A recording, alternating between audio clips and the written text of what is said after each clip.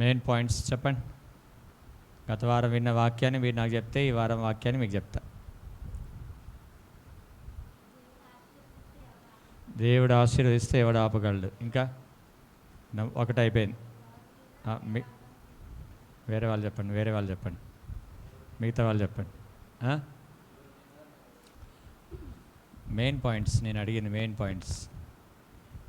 ఎవరి మీద నేరారోపణ చేయొద్దు, మంచిదే. Main points. దీవిస్తే ఆశీర్వదిస్తే ఆపగల శక్తి ఎవరికి ఉండదు. ఇంకా ఎంతమంది పోయిన వారం వాక్యం విన్నారు? విన్న వాళ్ళందరూ దేవునికి స్తోత్రం చెప్పండి ఒకసారి. ఇంటికాడ పెట్టేసిరా ఏంది? విని విడిచిపెట్టేసిరా? కానుక పెట్టి లేసిపోయారా? గుర్తులేవా?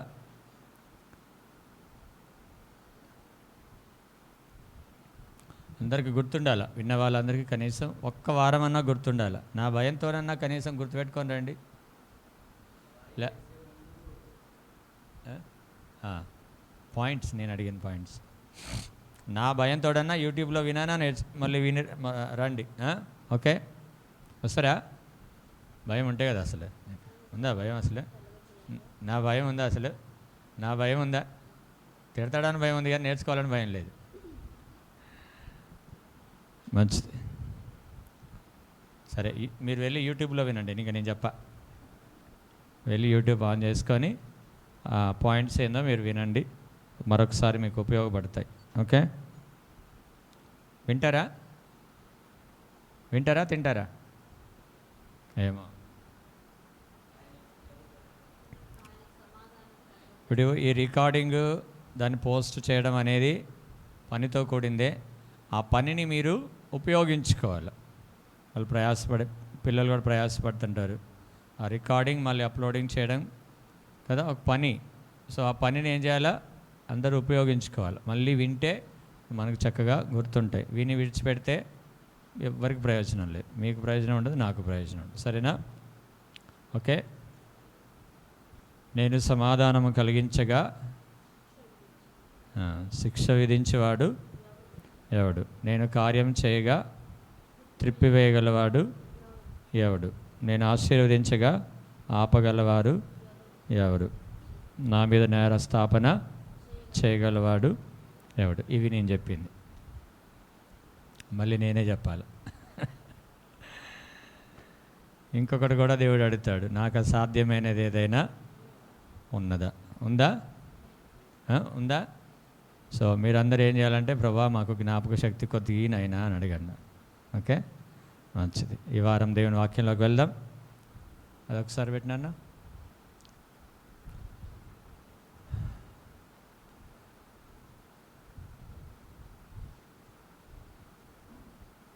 ఎవరికన్నా తెలుసా అదేందో? తెలిసిన వాళ్ళు చెప్పండి. అహరోను వేసిన ధూపం. చెప్పండి, బైబిల్లో రాస్తున్నది ఏంది? సిస్టర్ చెప్పండి. మీరు చెప్తారని నేను అనుకుంటున్నా. మీరు కూడా చెప్పరా?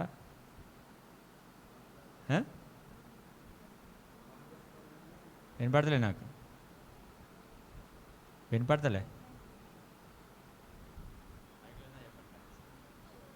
ధూపవేదిక. అది ధూపవేదిక. మీరు మాట్లాడితే నాకే అనిపిస్తలేదు. బ్రదర్ని పక్కకు తీసుకుపోయి అడగాల తర్వాత. బ్రదర్ ఉన్నారు ఇక్కడ? సిస్టర్ మాట్లాడితే నాకేం వినిపిస్తలేదు, మీకు ఎట్లా వినిపిస్తుంది అని అడుగుతున్నా.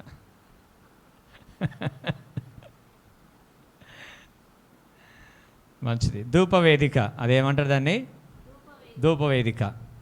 ప్రత్యక్ష గుడారంలో ఎన్ని ఉంటాయని చెప్పినా, ఎన్ని వస్తువులు ఉంటాయని చెప్పినా మర్చిపోయారా? చాలా రోజులైంది కదా. 7 ఇంకా 7 సంపూర్ణ సంఖ్య కదా.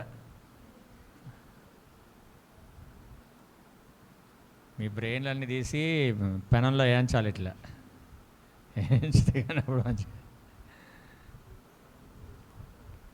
6 వస్తువులు ఉంటాయి. 6 ఎన్ని? 6 వస్తువులు ఉంటాయి. బలిపీఠము, గంగాళము, దీపవృక్షము, సముఖపు బల్ల, ధూపవేదిక, ప్రత్యక్ష మందసం. 6 ఉంటాయి. 7 ఉంటాయని చెప్పలే, మీరు ఒకటి ఎక్స్ట్రా కల్పించుకొని వచ్చారండి. ఫెస్టివల్ అయినా ఆఫరా? Special offer. 6 కొంటే ఒకటి. సో అది ధూపవేదిక. సో ఈ ధూపవేదిక చాలా ఇంపార్టెంట్.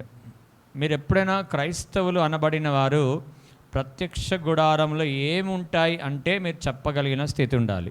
ప్రతి క్రైస్తవులు ప్రత్యక్ష గుడారంలో 3 భాగాలు ఉంటాయి, 3 స్థలాలు ఉంటాయి. ఒక్కొక్క స్థలంలో 2 ఉంటాయి. ఆవరణము, పరిశుద్ధ స్థలము, అతి పరిశుద్ధ స్థలం. ప్రత్యక్ష గుడారంలో 3 స్థలాలు ఉంటాయి. చెప్పండి. ఈ ప్రతి క్రైస్తవుడు గుర్తుపెట్టుకోవాలా, రాత్రి లేపడిగినా చెప్పాలా. 2 × 2 ఎంత? 2 × 2 ఎంత? సెల్ అన్న తీసుకోండి కనీసం.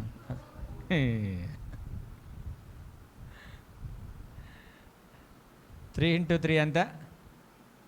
6, 9 కదా? ఎవరైనా జస్ట్ చెప్పిండా?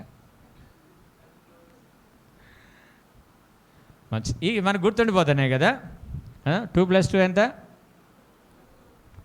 2 + 2 4 అయినా, 2 × 2 4 అయినా? ఎవరు చదువుకున్నారు మీరు? అంతేనా? 2 × 2 4, 2 + 2 కూడా 4 కదా. మంచి డౌట్ వచ్చేసింది కొంతమందికి. సో ఈ ఎట్లా గుర్తుంటున్నాయో ఒక క్రైస్తవుడు అనే వ్యక్తికి ఈ ప్రత్యక్ష గుడారం అనేది అలా గుర్తుండిపోవాలి. అందుకే నేను మీకు చెప్తున్నాను. ప్రత్యక్ష గుడారంలో 3 స్థలాలు: ఆవరణము, పరిశుద్ధ స్థలము, అతి పరిశుద్ధ స్థలం. ఆవరణములో బలిపీఠము, గంగాళం ఉంటుంది. ఏముంటుంది ఆవరణంలో? మీరు చెప్తే మీకు ఫీడ్ అయిపోతుంది అనమాట. ఆవరణలో ఏముంటాయి?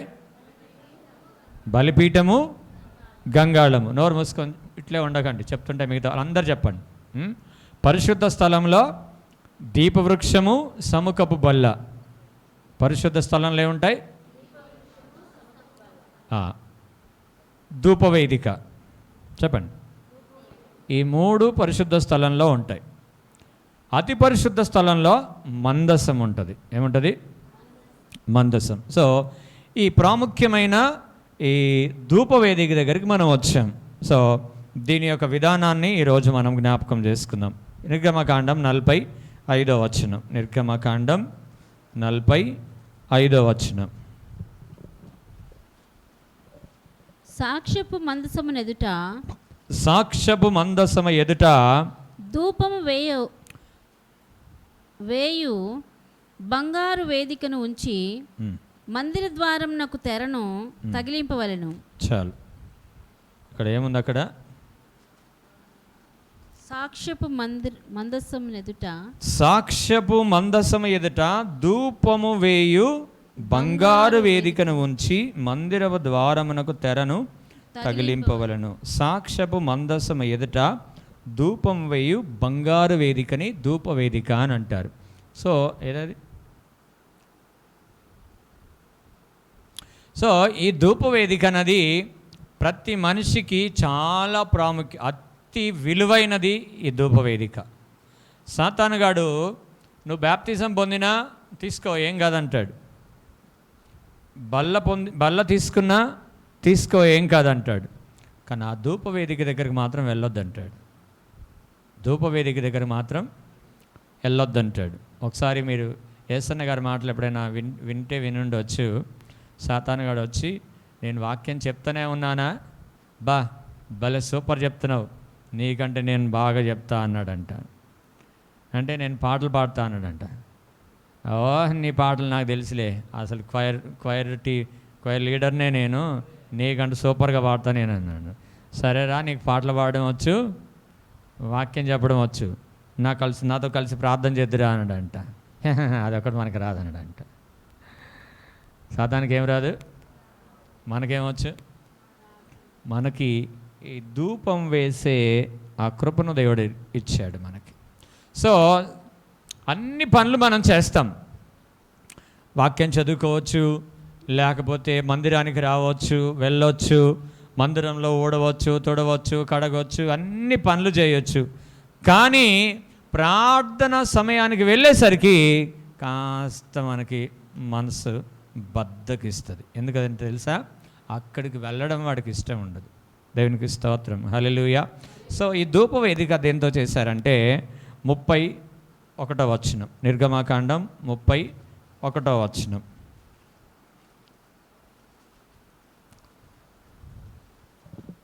మరియు ధూపం వేయుటకు నీవు ఒక వేదికను చేయవలెను, తుమ్మకర్రతో దాన్ని చేయవలెను. చాలు. ఇక్కడ ఈ ధూపము మీరు అక్కడ చూసేది, ఆ వేదికను, ఆ ధూప వేదికను దేంతో చేశారంటే తుమ్మకర్రతో చేశారు. తుమ్మకర్ర ఎంత తెల్లగా ఉంటుందో ఇంతకుముందు చెప్పినా కదా మీకు, ఎంత బాగుంటుంది కదా, అందంగా నల్లగా ఉంటుంది. అది తుమ్మ మొద్ద ఎట్లుంటుంది, నల్లగా ఉంటుంది కదా. కొంతమంది ఫ్రెండ్స్ కూడా వాడుతూ ఉంటారు. ఎవడన్నా వాని గ్రూప్లో కర్రగా ఉన్నాడు ఎవడన్నా ఉన్నాడు అనుకో, తుమ్మ మొద్దులాగా ఉన్నావురా నువ్వు అని సహజంగా, అంటే సరదాగా వాడుక భాష అది. సో అలా నల్లగా ఉంటుంది. కానీ ఆ నలుపైన దానిలో నుంచి దేవుడు ఒక చక్కని పాత్రను చేయాలనుకుంటున్నాడు. హల్లెలూయా. ఆ నలుపైన పాత్రలో నుంచి ఒక చక్కటి ధూపవేదికను చేయాలని దేవుడు కోరాడు. కాబట్టి ఆ తుమ్మకర్రతో ఆ ధూపవేదిక చేయాలని దేవుని చిత్తమై ఉన్నది. కాబట్టి ఎవరైనా నల్లగా ఉంటే నాలాగా ఏం బాధపడద్దు. నల్లగా నాలాగా ఉన్న వాళ్ళు ఎవరు బాధపడద్దు, తెల్లగా ఉన్న వాళ్ళు ఎవరు అతిశయపడద్దు. నలుపైన తెలుపైన దేవుని యొక్క సృష్టి అయి ఉన్నది. దేవునికి స్తోత్రం, హల్లెలూయా. సో ఈ నలుపైన ఆ కర్రలో నుంచి దేవుడు అన్నిటినీ చేయడానికి ఆ నలుపునే దేవుడు వాడుకున్నాడు. అందుకే పెద్దలు అంటూ ఉంటారు, నలుపు నాణ్యం, నలుపు నాణ్యం, ఎరుపు చెరుపు. నలుపు నాణ్యం అంట, ఎరుపు చెరుపు అంటారంట. దేవునికి స్తోత్రం, హల్లెలూయా. సామెతలు కూడా, అందం మోసం, సౌందర్యం వ్యర్థం కదా. చూడడానికి బాగా తెల్లగా ఉన్నారు కదా, గుణం మాత్రం అంటారు సామెతలు. సో తెల్లగా ఉన్న వాళ్ళు ఏం బాధపడద్దు, అట్లా అంటారు అంతే, నాకు తెలియదు దాని గురించి. సో నల్లగా ఉన్న ఆ తుమ్మకర్రతో ధూపవేదికను చేయబడడం జరిగింది. దేవుడు కోరేది ఏంటంటే, నలుపైన మన జీవితాలని, పాపపు కూపంలో ఉన్న మన జీవితాలని, లోకంలో పడిపోయిన మన జీవితాలని ఒక ధూపవేదికగా చేయాలనుకుంటున్నాడు. హల్లెలూయా. ఒక ధూపవేదికగా నువ్వు మారాలని దేవుడు కోరుతా ఉన్నాడు. కాబట్టి లోకములో, పాపములో, చీకటిలో మనం ఉన్న మన జీవితాలని దేవుడు ఎందుకు తన దగ్గరకు తీసుకొని వస్తున్నాడు అంటే, ఒక ధూపవేదికగా నువ్వు మారాలి. ఈ ధూపవేదిక ఉండే స్థలం ఏంటంటే ప్రత్యక్షపు గుడారం ఎదుట ఉంటుంది. అది ఎక్కడ ఉంటుంది? అది 6వ వచనం చదవండి, 36వ వచనం. సాక్ష్యపు మందసము నొద్ద నుండి, నిర్గమకాండం 36వ వచనం.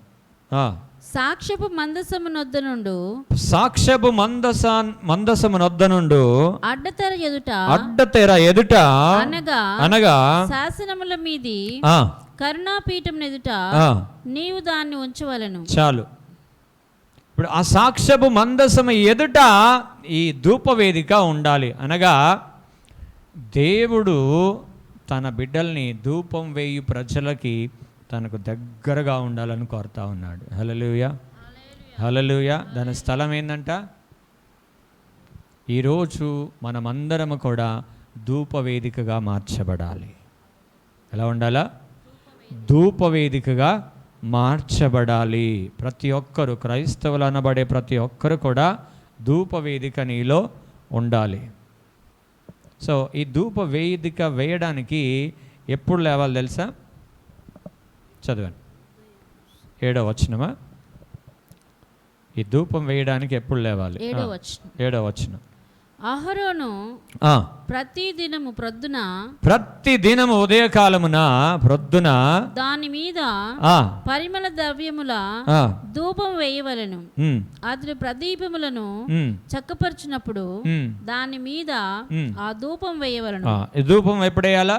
మరియు సాయంకాలం. చాలు చాలు చాలు. ధూపం ఎప్పుడేయాలా చెప్పాలా? ఉదయకాలం పొద్దున్న లేవగానే ఏం చేయాలా? మీరు చూస్తుండొచ్చు అన్యజనులు కొంతమంది ఏం చేస్తామంటే ఉదయాన్నే లేచి చెప్పాలా గంట కొడుతూ ధూపం వేస్తూ ఉంటారు. ఇది పాతకాలంలో అంటే క్రీస్తు పూర్వం ఉన్న ఆచారాన్ని ఇంకా పాటిస్తూ ఉన్నారు. సో వాళ్ళు ఉదయాన్నే లేచి ధూపం వేస్తూ ఉంటారు. మా కాలనీలో మా ఇంటి దగ్గర 5 గంటలకు వాళ్ళు తలుపులు తెరుస్తారండి. వాళ్ళు ఎన్ని గంటలకి? మీలో 5 గంటలకు ఎంతమంది తలుపు తెలుస్తారు? ఒక్కరు ఇద్దరు.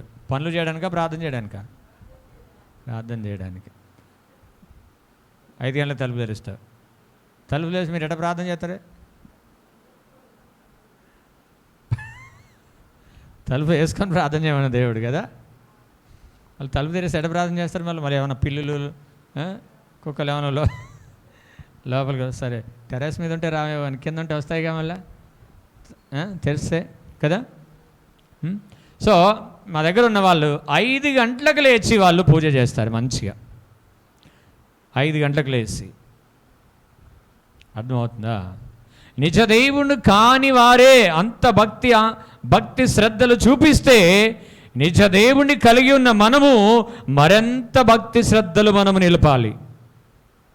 నిజంగా మీరు 5 గంటలకు లేచి ప్రార్థన చేస్తున్నారు అసలు? ఇప్పుడు వారు తలుపులు తీస్తారు, మనకు కనబడే వాళ్ళ ఇంటి ద్వారాలు తీస్తారు. Okay right. సో మనం ఏం చేయాలంటే మన హృదయపు ద్వారాలు తెరవాలి. ఉదయాన్నే లేచి 5 గంటల లోపు లేచి మన హృదయాలు తెరిచి ప్రభు సన్నిధిలో ప్రార్థన చేయాలి. దానియేలు ఉదయాన్నే లేచి కిటికీలు యెరూషలేము వైపు తెరిచి ప్రార్థన చేశాడు. ఇదిగో నేను తలుపు యొద్ద నిలిచి నేను తట్టుచున్నాను, ఎవడైనను నా స్వరం విని తలుపు తీసినడు అతని యందు నేనును, నా యందు అతడు భోజనము చేయును. అతని యొద్ద నేనును, నా యొద్ద అతడు భోజనము చేయును. తలుపులు తీయాలి. మీరు ఉదయాన్నే లేవగానే తలుపులు తీయాలి. మీ హృదయపు తలుపులు తెరవబడాలి కదా. నీ హృదయపు వాకిలి తీయుమని పలుదినములు మంచులో నిలిచితివి, నా హృదయపు వాకిలి తీయుమని పలుదినములు మంచులో నిలిచితివి. పాడాలా? పాటలు పాడేవాళ్ళు ఉండాలి, అందుకోవాలి. చూడు ఆ పాట ఏందో. దేవుడు హృదయపు వాకిడిన ఆయన నిలబడే దేవుడు కాబట్టి మన హృదయ ద్వారాలు ఎన్ని గంటలకు తెరుచుకోవాలా చెప్పాలా? మీరు ఎవరు చెప్తలేరు. మీ ఆయన వంట వండడానికైతే తెరుస్తారు, టిఫిన్ కట్టడానికైతే తెరుస్తారు కదా. ఉదయాన్నే లేచి ఎవరైతే ప్రార్థన చేస్తారో వారు దేవునికి సమీపంగా ఉంటారు. దేవునికి స్తోత్రం, హల్లెలూయా. దేవునికి మనకి ఆ మధ్యలో ఆ ధూపవేదిక దేవుడు ఎందుకు ఉంచాడంటే దేవుడు మనల్ని అక్కడ కలుసుకునే స్థలం అది. హల్లెలూయా. దేవుడు మనల్ని కలుసుకునే స్థలం. చెప్పలు కొడదాం ఒకసారి గట్టిగా. దేవుని కలుసుకోవడానికి ఎక్కడో వెళ్ళాల్సిన అవసరం లేదు, కానీ మన హృదయపు వాకిలు తెరిచి మనము ధూపం వేయడం ప్రారంభిస్తే దేవుడు మనల్ని కలుసుకునే స్థలానికి వచ్చేస్తాడంట. హల్లెలూయా. 6వ వచనంలో ఉంటుంది ఆ మాట, చదవండి. 6వ వచనంలో సాక్ష్యపు మందసము నొద్ద నుండు అడ్డతెర ఎదుట అనగా శాసనముల మీది కరుణాపీఠం ఎదుట నీవు దాన్ని ఉంచవలెను. అక్కడ నేను నిన్ను కలుసుకొందును. ఒకసారి గట్టి కొడదాం చప్పట్లు. నువ్వు ప్రార్థించే ప్రతి సమయమున దేవుడు నిన్ను కలుసుకుంటున్నాడు. ఆమేన్. ప్రార్థించే వారికి సంతోషం రావాలి ఈరోజు. నువ్వు ప్రార్థించే ప్రతి సమయాన దేవుడు నిన్ను కలుసుకుంటున్నాడు. ఆయన దేవుడు నిన్ను నన్ను కలుసుకునే స్థలం ఏదైనా, ఒక వేదిక ఏదైనా ఒకటి ఉందంటే అది ధూపవేదిక మాత్రమే. హల్లెలూయా. నువ్వెన్ని చేసినా ధూపవేదిక నీ జీవితంలో లేకపోతే, నువ్వు ఒక ధూపవేదికగా మార్చబడకపోతే దేవుడు నిన్ను కలుసుకోడు. హల్లెలూయా, హల్లెలూయా. ఆనాడు ప్రజలందరి నిమిత్తం అహరోను ఒక్కడే ధూపం వేసేవాడు. అందరి నిమిత్తం వెళ్ళి ఆ ధూపవేదిక దగ్గర ధూపం వేసేవాడు. కానీ మన ప్రభు అయిన యేసుక్రీస్తు తన రక్తాన్ని, తన ప్రాణాన్ని, తన శరీరం అంతా గాయపరచబడి ఎప్పుడైతే సిలువలో మన కొరకు మరణించాడో ఆ తెర రెండుగా చినిగిపోయింది. చెప్పలు కొడదాం ఒకసారి గట్టిగా. ఆ తెర ఏమైంది?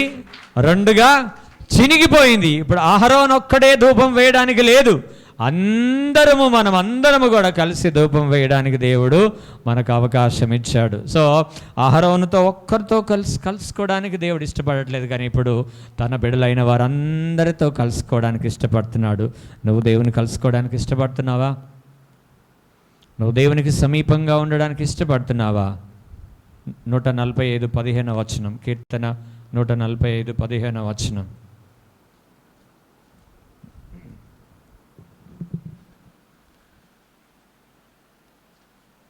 18. తనకు మొరపెట్టు వారందరికీ తనకు నిజముగా మొరపెట్టు వారందరికీ యెహోవా సమీపముగా ఉన్నాడు. 145:18 వచనం. ఎవరైతే దేవునికి మొరపెడతారో దేవుడు వారికి ఏమై ఉంటాడంట? సమీపముగా ఉంటాడంట. హల్లెలూయా, హల్లెలూయా.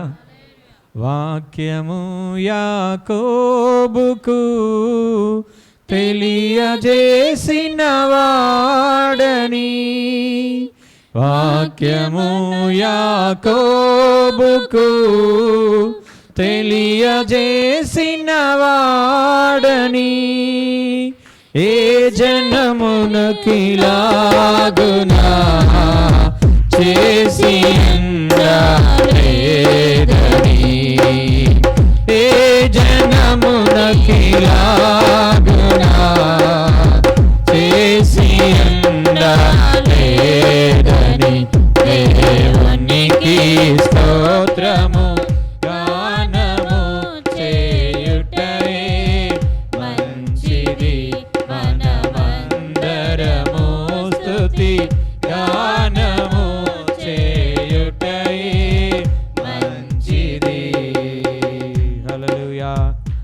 ఏ జనమునకు దేవుడు సమీపముగా ఉన్నాడు, కానీ ఇశ్రాయేలీయులైన దేవుడు తన ప్రజలకు తప్ప మరి ఎవరికి కూడా ఆయన సమీపముగా ఉండే దేవుడు కాదు. దాని అర్థం ఏంటంటే ధూప వేదికగా ఎవరైతే మార్చబడతారో వారికి దేవుడు సమీపముగా ఉంటాడు. ఎన్ని సంవత్సరాలైంది నువ్వు ప్రార్థన చేసి? ఎన్ని నెలలైంది నువ్వు ప్రార్థన చేసి? ఎన్ని వారాలైంది, ఎన్ని రోజులైంది నువ్వు ప్రార్థన చేసి? దేవునితో కలుసుకునే సమయాన్ని నువ్వు ఆనందంగా భావిస్తున్నావా, లేకపోతే కష్టంగా భావిస్తున్నావా? ప్రియ దేవుని సంగమా, ప్రశ్నించుకుందాం ఒకసారి. దేవుని కలుసుకునే ఆ సమయాన్ని నువ్వు కష్టంగా భావిస్తున్నావా, లేకపోతే ఇష్టంగా భావిస్తున్నావా? సంతోషంగా భావిస్తున్నావా, దుఃఖంగా భావిస్తున్నావా? ఏ విధంగా భావిస్తున్నావు నువ్వు? ప్రతి ఉదయాన్న ప్రభు నిన్ను కలుసుకోవడానికి ఆయన సిద్ధంగా ఉండి నీ వద్దకు వస్తూ ఉన్నాడు. దేవునికి స్తోత్రం. హల్లెలూయా. 8వ వచనం, 38వ వచనం. మరియు సాయంకాలమందు అహరోను ప్రదీపములను వెలిగించినప్పుడు దాని మీద ధూపం వేయవలెను, అది మీ తరతరములకు యెహోవా సన్నిధిని నిత్యమైన ధూపము. తరతరములకు మీకు మీ పిల్లలకు కూడా నేర్పించుకోవాలి. ఏం నేర్పించాలా? ధూపం వేయడం నేర్పించాలి, ప్రార్థన చేయడం నేర్పించాలి. చిన్నప్పటి నుంచే చిన్న చిన్న ప్రార్థనలు చేయడం మీరు నేర్పించాలి మీ పిల్లలకి. అప్పుడు వాడు పెద్ద అయినప్పుడు పడిపోడు.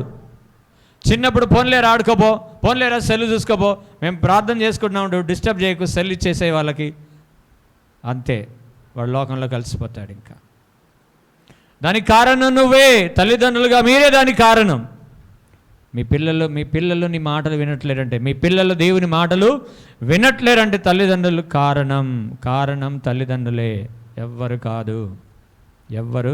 కాదు. కాబట్టి ప్రియమైన దేవుని సంగమా, చిన్నప్పటి నుంచే మీ పిల్లలకి ఏం చేయాలా? ఇది మీ తరములకు నిత్యమైన కట్టడ, ఇది ఆజ్ఞ. కాబట్టి ఒక ధూపవేదికగా దేవుడు నిన్ను కలుసుకోవాలని నిన్ను ధూపవేదికగా ఆయన మార్చాలనుకున్నాడు. దేవునికి మహిమ కలుగునుగాక. హల్లెలూయా. ఇది ఉదయము వేయాలి ధూపము, సాయంకాలం కూడా ధూపం వేయాలి. ఉదయం అంటే మనం నేర్చుకున్నాం 5 గంటల లోపే, 5 గంటల లోపే మనకి ద్వారాలు తెరిచి, హృదయాలు తెరిచి, ఒకవేళ మాకు నిద్ర రాదండి, మేము గాఢ మత్తులో ఉంటామంటే కనీసం అలారం పెట్టుకోండి, అలారం అన్నా పెట్టుకోండి. తల దగ్గర పెట్టుకోకండి అలారం.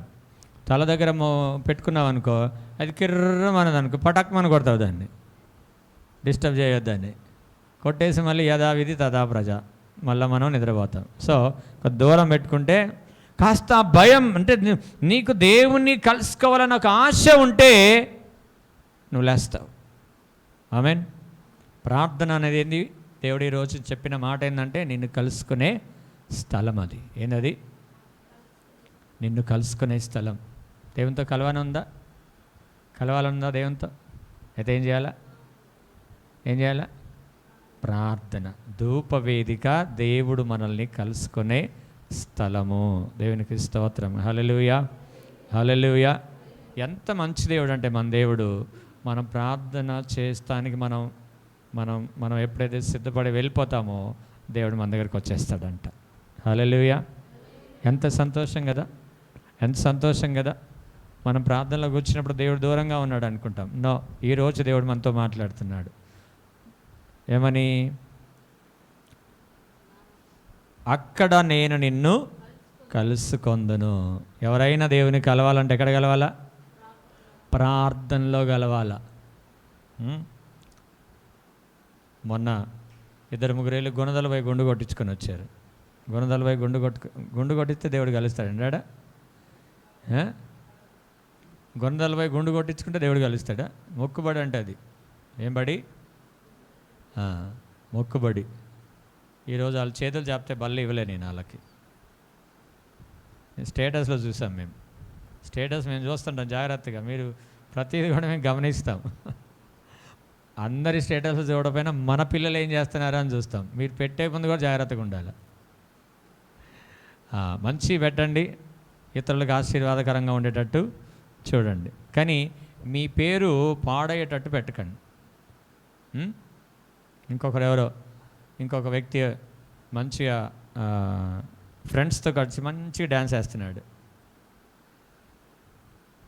సౌండ్, సినిమా పాడినా ఏం పాడినా సౌండ్ లేదు, కానీ వాళ్ళతో కలిసి డ్యాన్స్ వేస్తున్నాడు. ఏమవసరం అండి? నువ్వు వేరు, నీ స్నేహితులు వేరు. ఒకవేళ వాళ్ళు అన్యజనులు అయితే నీ మాటలు వాళ్ళకి తెలియజేయి. వాళ్ళకి ప్రభు ప్రేమను ప్రకటించు, ప్రభు పద్ధతిని ప్రకటించు. వాళ్ళకి చెప్పడమే కాదు, చూపెట్టాలా. వారు మంచిగా డ్యాన్స్ వేస్తున్నారనుకో, నువ్వు కూడా ఎగురుతావా వాళ్ళతోటి? కోతి నాట్యం నువ్వు కూడా వేస్తావా వాళ్ళతోటి? వేస్తావా? కోతి కొమ్మొచ్చి అనండి, చిన్నప్పుడు ఏదో ఆడుకుంటా ఉంటాను. కోతి నాట్యాలు చేయొద్దు. నీ పద్ధతి వాళ్ళకు చూపెట్టాల. అది దేవునికి మహిమ కలుగునుగాక. హల్లెలూయా. కాబట్టి పరిశుద్ధ స్థలం ఏదైనా ప్రభువుని కలుసుకునే స్థలం ప్రార్థన కాబట్టి చాలా చక్కగా ఉండాలి. ఈ ప్రార్థన పరిమళ ద్రవ్యముతో ధూపం వేయాలి. ఇప్పుడు ఆ ధూపం ఏదో ఒకసారి పెట్టు. ఇప్పుడు ఆ ధూపం కనిపిస్తుంది కదా మీకు. ఆ ధూపము పరిమళ ద్రవ్యపు వాసన ఉండాలి, మంచి వాసన ఉండాలి. ధూపం వేస్తే మంచి వాసన రావాల దేవునికి. అంటే ఇప్పుడు భగవంతుడికి భక్తుడికి అనుసంధానం. ఏం బత్తి అది? ఏ అగరబత్తి? అంబార్ అగరబత్తియా? సైకిల్. సో భగవంతుడికి భక్తుడికి చెప్పాలా? అనుసంధానం ఏదైనా ఉందంటే ఈ బత్తి అనమాట, అంటే ధూపం వేసే.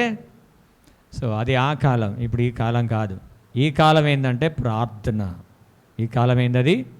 ప్రార్థన. ఆ ధూపము పరిమళ వాసనగా ఉండాలి. మీరు చూస్తుండొచ్చు కదా, ఆ ధూపం వేస్తున్నప్పుడు అగరబత్తులు ముట్టించినప్పుడు ఏమొస్తుంది? ఆ ధూపం వాసన వస్తుంది, సువాసన వస్తుంది. ఇప్పుడు మనకు పడదులే కానీ, ఇప్పుడైతే మనకు పడదు అది. కానీ ఒకప్పుడు మేము అందరం అదే చేసిన వాళ్ళమే, అవునా కదా? అందరూ అది చేసిన వాళ్ళమే ఒకప్పుడు, కానీ ఇప్పుడు అది పడదు మనకి. ఇప్పుడు ధూపాన్ని మార్చాడు. ఏ విధంగా? పరిమళ వాసనగా ఉండాలి ఆ ధూపం. దాని అర్థం ఏంటంటే మన చక్కటి ప్రవర్తన, మన చక్కటి ప్రార్థన, మన చక్కటి ప్రేమ, మన చక్కటి ఆప్యాయత, మన చక్కటి మాటలు ప్రభు మనం చూస్తూ ఉంటాడు. కాదు, ఆ చక్కటి పరిమళ వాసనతో మనం ప్రభు దగ్గరికి వెళ్ళినప్పుడు ఆ ధూపాన్ని ప్రభు ఆగ్రానించి మనకు ఉత్తరం ఇస్తాడు దేవుడు. దేవునికి స్తోత్రం. హల్లెలూయా, హల్లెలూయా, హల్లెలూయా. సో వ్యర్థమైన ప్రవర్తనతో కలిగి ఆయనకు ధూపం వేయాలనుకోవద్దు. మంచి ప్రవర్తన, మంచి ప్రేమ, ఆప్యాయత, పరిశుద్ధత కలిగి ప్రభు సన్నిధికి వెళ్ళగలిగితే చక్కగా మనము ధూపం వేయగలం. నీకు తెలుసా, అహరోను ఏదైనా పొరపాటు కలిగి ధూపం వేస్తే అక్కడ ఆయన చనిపోతాడు. ఏం చేస్తాడు ఆయన? చెప్పాల,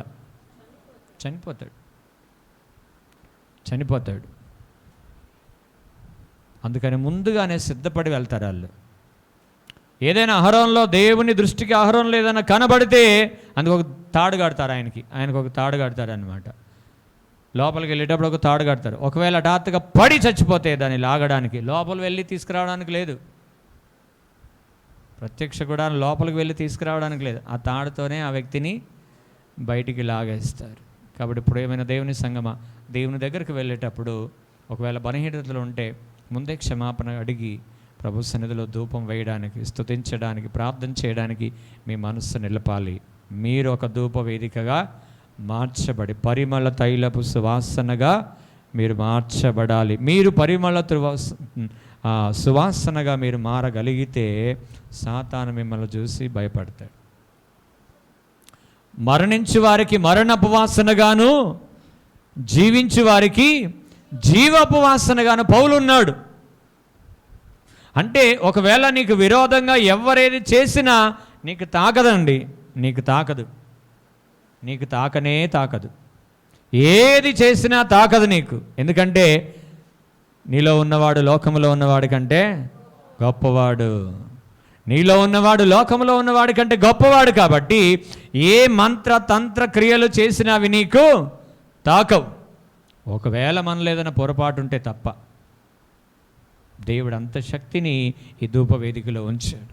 జీవించు వారికి జీవపు వాసనగా దేవుడు మనల్ని నిలిపాడు.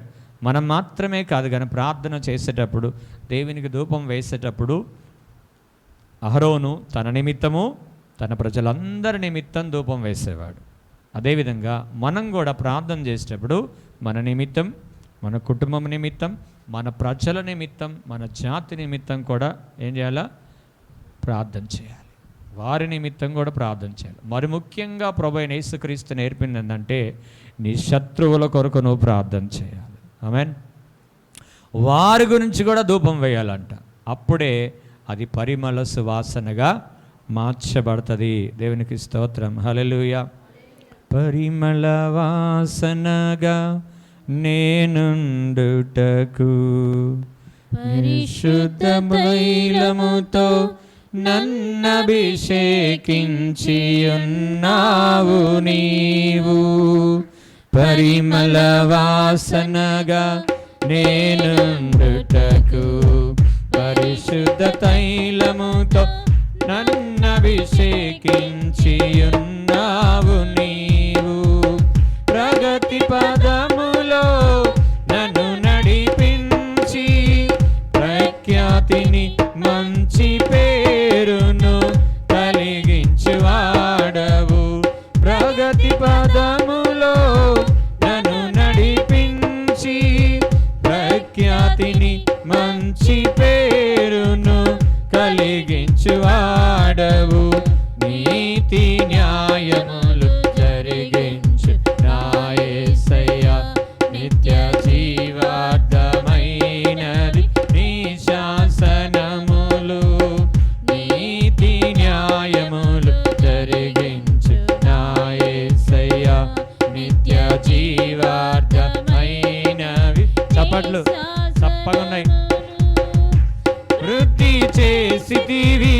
పరిశుద్ధ జనముగా నీ ప్రియమైన స్వాస్థ్యమును రద్దు చేసితివి ప్రతివాది తంత్రములను నీ రాజదండముతో నీతి న్యాయములు జరిగించు నా యేసయ్యా. దేవునికి స్తోత్రం. హల్లెలూయా. పరిమళ వాసనగా ఉండుటకు దేవుడు మనల్ని పరిశుద్ధ తైలముతో అభిషేకించి ఉన్నాడు ఆయన. అందుకే అభిషేకం అభిషేకం అభిషేకం అభిషేకం అని చెప్తూ ఉంటాం. దేవునికి మహిమ కలుగునుగాక. హల్లెలూయా హల్లెలూయా. మన ప్రార్థన ప్రభువుకి ధూపములాగా ఉండాలి. ఇప్పుడు 42:8 కీర్తనలో చదివింది ఒక మాట చదివండి. 42:8 వచనం.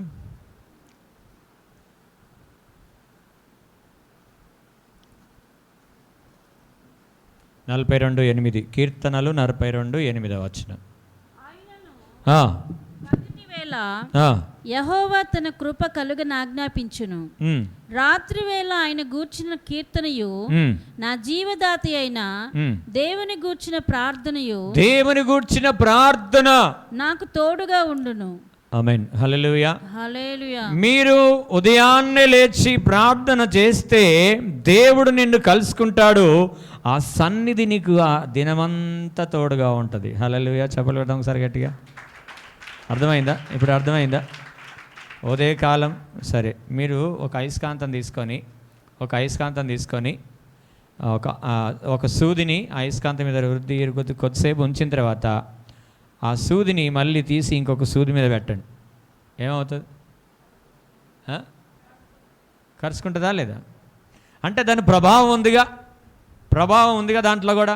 అలాగే ప్రతి ఉదయమున మన ప్రభువును కలుసుకుంటే ఆయన మహాత్మ్యం, ఆయన ప్రభావం మనకు దినమంతా మనకి తోడుగా ఉంటుంది. అలాగే సాయంకాలం గడిపేది రాత్రంతా మనకి తోడుగా ఉంటుంది. దేవునికి మహిమ కలుగునుగాక. హల్లెలూయా. ఎంత అద్భుతమైన దేవుడు మనకున్నాడు. కానీ ఆయన్ని కలుసుకోవడానికే మనం ఇష్టపడం కదా. చాలామంది ప్రార్థన అంటేనే నిర్లక్ష్యం, బద్ధకం. అందరికి ఆశ ఉంటుంది, బాగా ప్రార్థన చేయాలా. ఇక్కడ వాక్యం చెప్పేటప్పుడు ఏమనిపిస్తుంది? ఇంటికి పోయిన తర్వాత ఇక బాగా ప్రార్థన చేయాలా. ఎక్కడికి పోయినాక? ఇంటికి పోయినాక. ఎప్పుడైతే ఇంట్లోకి పోతుంటావో అప్పుడే వచ్చేస్తుంది. ఏమొచ్చేస్తుంది? ఇక్కడ ఏమనిపించింది? ఇప్పుడు నుంచి వారం నుంచి ఇంటికి పోయినాక బాగా ప్రార్థన చేయాలా, బాగా దేవునితో ఉండాలి. ఇంటికి పోగానే షాటర్డ్ అంత నోరు తెరుచుకుంటాం. అంటే ఏమనిపిస్తుంది? అక్కడ ఆ ప్రాంతంలో వాతావరణం సరిగ్గా లేదు. ఇంట్లో ఏం లేదు, ఇంట్లో సరైన వాతావరణం లేదు. అందుకనే అలా ఇంట్లో ఉండాలి వాతావరణం, ఒంట్లో కూడా వాతావరణం ఉండాలి. వాతావరణం ఉంటేనే మనం ప్రార్థన చేయగలం. కాబట్టి వాతావరణం ఒంట్లో నుంచి మీరు ప్రారంభిస్తే ఇంట్లో ప్రవేశిస్తుంది. హల్లెలూయా హల్లెలూయా. కాబట్టి ప్రతిదినం ఉదయం సాయంకాలం ప్రభుతో గడపండి. ఆయన ప్రభావం మీకు వెంట మీకు తోడై ఉంటుంది. దేవునికి మహిమ కలుగునుగాక. హల్లెలూయా హల్లెలూయా. లేవికాండం 10:1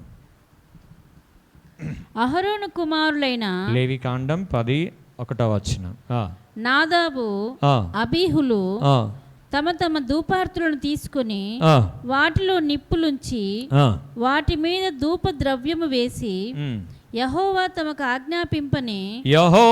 తనకు ఆజ్ఞాపింపని వేరొక అగ్నిని ఆయన సన్నిధికి తేగా యెహోవా సన్నిధి నుండి అగ్ని బయలుదేరి వారిని కాల్చివేసెను. చూసారా ఏమైపోయింది అక్కడ? వీళ్ళిద్దరు ఏమనుకున్నారంటే, మా నాన్న పెద్ద పాస్టరు, మేమేం చేసినా పర్వాలేదు అనుకున్నారు. వీళ్ళు ఏమనుకున్నారు? వీళ్ళిద్దరు అబీహు నాదాబులు ఎవరంటే అహరోను యొక్క పిల్లలు. ఎవరు వీళ్ళు?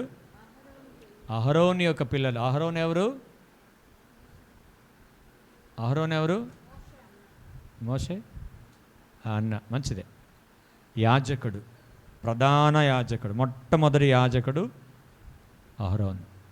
ఇశ్రాయేల్ ప్రజలకు మొట్టమొదటి యాజకుడు ఎవరంటే అహరోను. సో అహరోను పిల్లలు అనమాట వీళ్ళు ఏమనుకున్నారు? మా డాడీ ఎవరు అనుకుంటున్నావు? పెద్ద పాస్టర్ మా డాడీ. మీ డాడీ పెద్ద పాస్టర్ అయితే ఏంది, చిన్న పాస్టర్ అయితే ఏంది, నీ ప్రవర్తన కూడా సరిగ్గా ఉండాలి. ఈ పిల్లలు విర్రవీగి చెప్పబడిన అగ్ని కాక వేరొక అగ్నిని తీసుకెళ్ళి ప్రభు సన్నిధిలో ఉంచితే ఆకాశం నుంచి అగ్ని దిగి వస్తే అక్కడికక్కడికి చచ్చిపోయారు వాళ్ళు. దీని అర్థం ఏంటంటే కలిపి చెరిపెట్టి బోధ.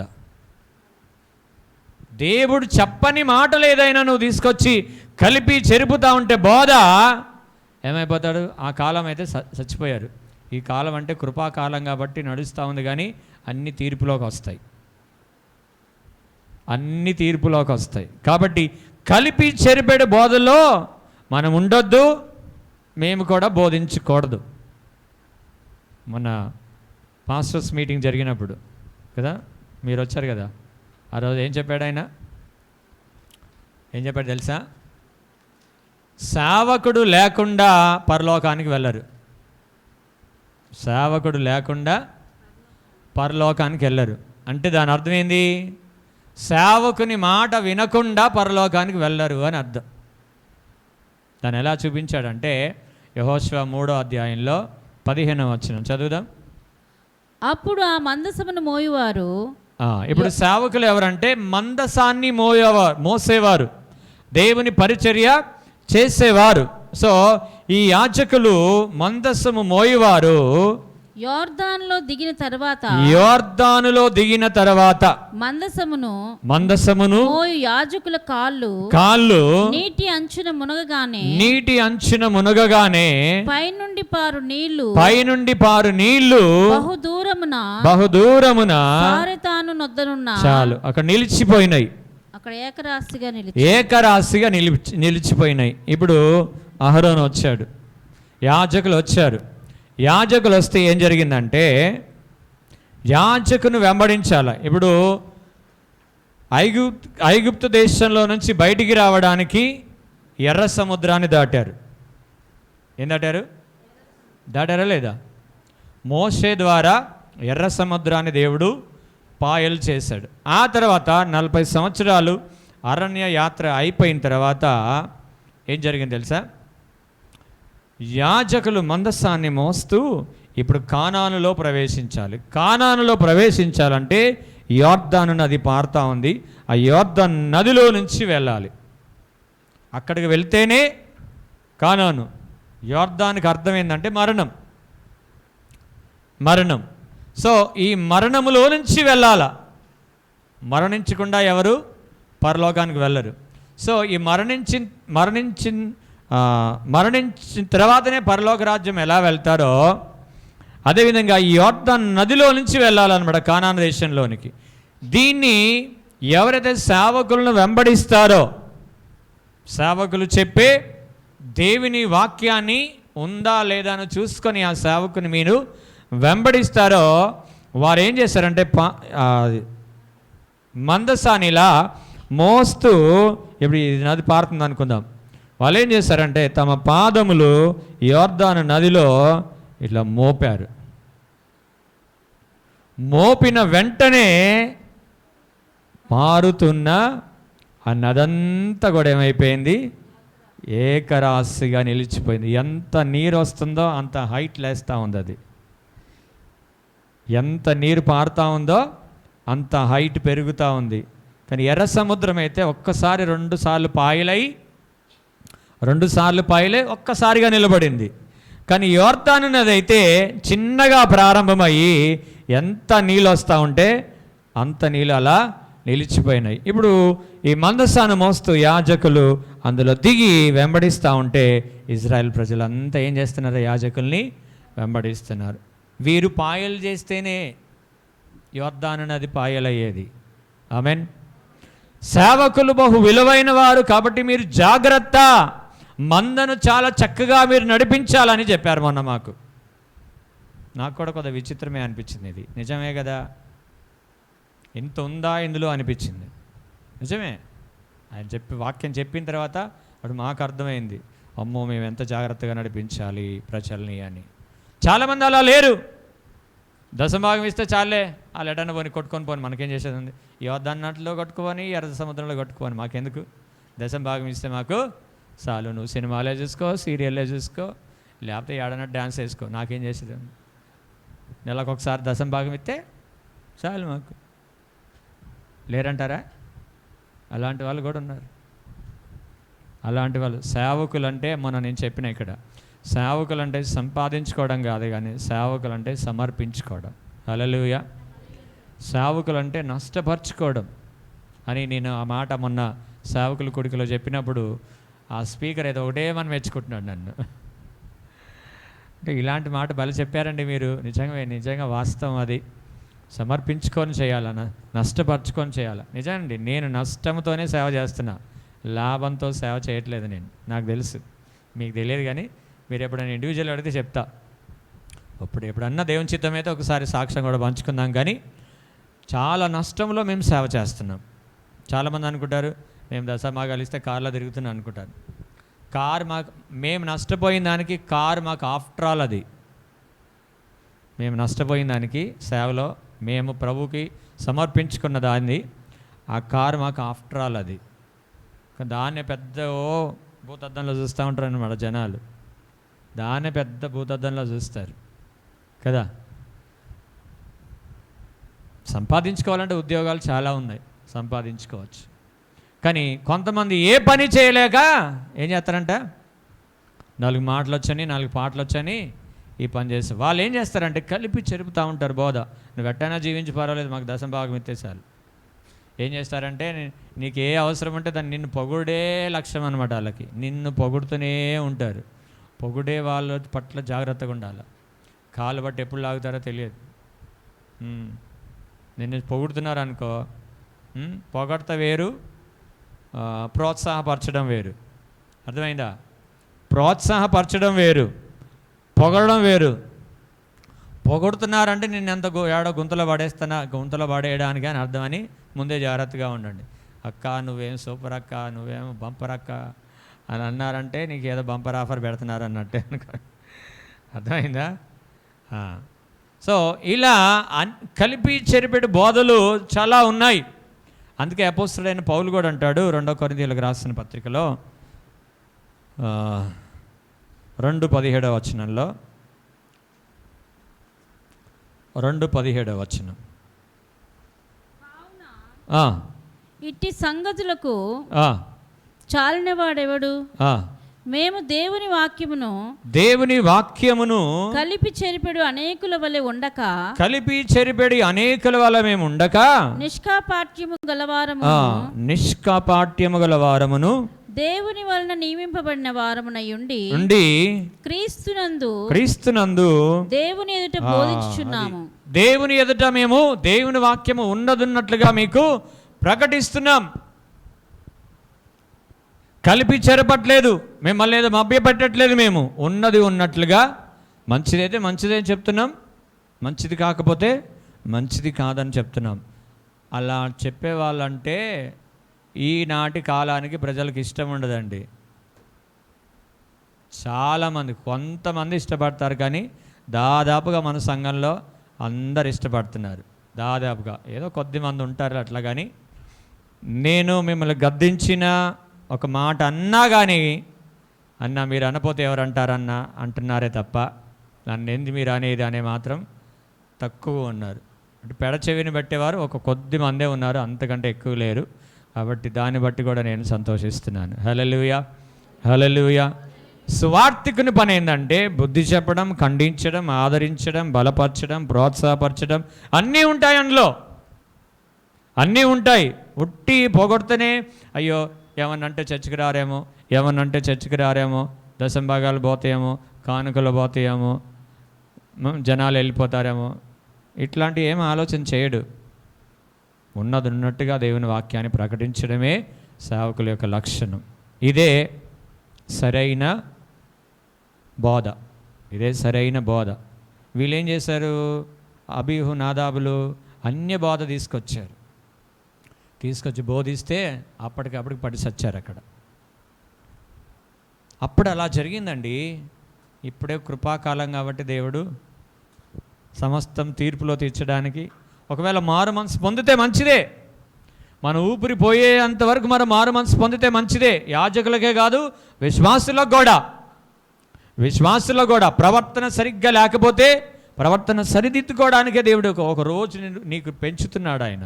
హల్లెలూయా. ఎన్నిసార్లు నువ్వు ప్రార్థన చేయలేక ధూపం వేయక మానేశావు, ప్రభువును కలుసుకోకుండా మానేశావు. ఈరోజు ఒక తీర్మానం చేసుకుందాం, ప్రభువా నేను ఒక ధూప వేదికగా ఉండాలి. యేసయ్యా, ప్రతిదినం అది నువ్వు నన్ను కలుసుకునే స్థలమని ఈరోజు నువ్వు నాతో మాట్లాడావు తండ్రి. నాకు తెలియదు, ప్రార్థన అంటే ప్రార్థనే అనుకున్నాము, కానీ అది నువ్వు కలుసుకునే స్థలమని ఈరోజు మీరు మాతో మాట్లాడినావు తండ్రి. ఇక మీదట నాయనా ప్రతిదినం కలుసుకోవడానికి ఒక చక్కని వేదికను మీరు మాకు అనుగ్రహించారు. ప్రతిదినం నిన్ను ఆనందంతో నేను కలుసుకుంటానయ్యా. అటు కృపా భాగ్యాన్ని మీరు మాకు అనుగ్రహించమని మోకరించి ప్రార్థన చేసుకుందాం. మోకరించండి. ప్రభువా, నన్ను ఒక ధూప వేదికగా చేయండి, నన్ను ఒక ధూప వేదికగా చేయండి అయ్యా. అది నీవు కలుసుకునే స్థలమని ఈరోజు నాతో మాట్లాడినందుకు మీకు వందనాలయ్యా అని చెప్తూ ప్రభును స్తుతిస్తూ ఆనందంగా, ప్రభువా ఇక మీదట నా హృదయాలు తెరిచి ఉదయాన్నే సాయంకాలం అంటే మీరు పడుకునే లోపు ఏ సమయమైనా సరే నా హృదయపు వాకిలి తీయుమని పలు దినములు మంచులో నిలచితివి. నా ఈరోజు మన హృదయాన్ని తెరుచుకుందాం. మన హృదయాన్ని తెరిచి ప్రభు సన్నిధిలో, ప్రభువా ఒక ధూప వేదికగా నేను ఉండడానికి నీ కృప దయచేయండి. అందరూ ప్రార్థన చేయండి. కళ్ళు మూసుకొని అందరు కళ్ళు మూసుకొని, ప్రభువా నా హృదయము నీ శిరము వానకు తడిసినను, నన్ను రక్షించుటకు వేచితివి, నన్ను రక్షించుటకు వేచితివి. నీ జల్దరు వృక్షపు నీడలలో నేనానందభరితుడనైతిని. నీ జల్దరు వృక్షపు నీడలలో. అడుగుదామా దేవుని బిడ్డలారా, దేవుని సన్నిధిలో అడుగుదాం. ప్రభువా, ధూపవేదిక నేను నిన్ను కలుసుకునే స్థలమయ్యా. ధూపవేదిక నీవు నన్ను కలుసుకునే స్థలమని ఈరోజు మీరు మాకు తెలియజేసినందుకు మీకు వందనాలు. అయినా ప్రతిదినము కూడా ఆ ధూపం ఉదయము సాయంకాలం వేయడానికి నీ కృప మాకు దయచేయండి. నీ కృప మాకు కలుగునుగాక నాయన, నీ కృప మాకు కలుగునుగాక తండ్రి. ప్రభు నీ జల్దరు వృక్షపు నీడలలో నేనానందభరితుడనైతిని.